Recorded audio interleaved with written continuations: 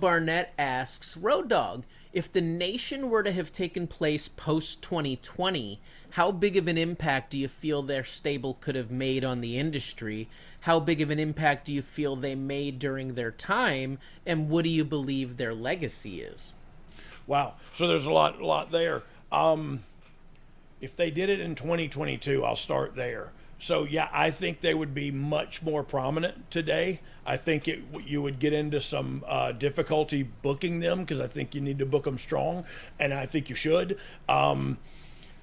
Look, I think the nation, the legacy they leave is each individual legacy, but it's also The Rock came out of that. You know what I mean? Like you said a minute ago, Ryan, the biggest movie star in the world came out of this faction. So there's definitely a legacy left. But look, that's D'Lo, Mark Henry, all of the above.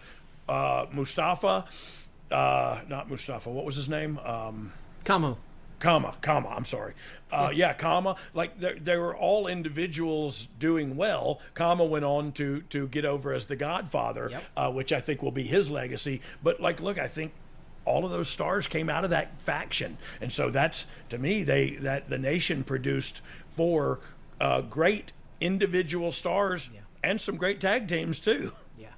Josh Fields asks, why do you think WWE seems to be hot and cold when it comes to putting people into factions, given all of the guys who had tremendous success either while being in or breaking out of a group?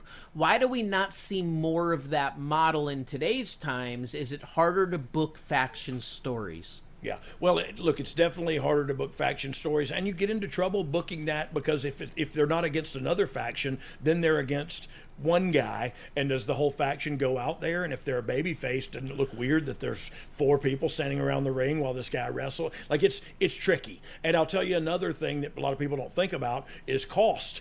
You got to now fly 5 people, 4 people, and a valet, whatever, around the country for these live events. And so if you don't have each, like we did, each of us was in a story. Me and Billy would work with D'Lo and Mark Henry. Rock would work with Hunter. You know what I mean? Kid would work with D'Lo for the European title, or whatever. And so we were all in matches, so it wasn't such a big deal to fly us all around.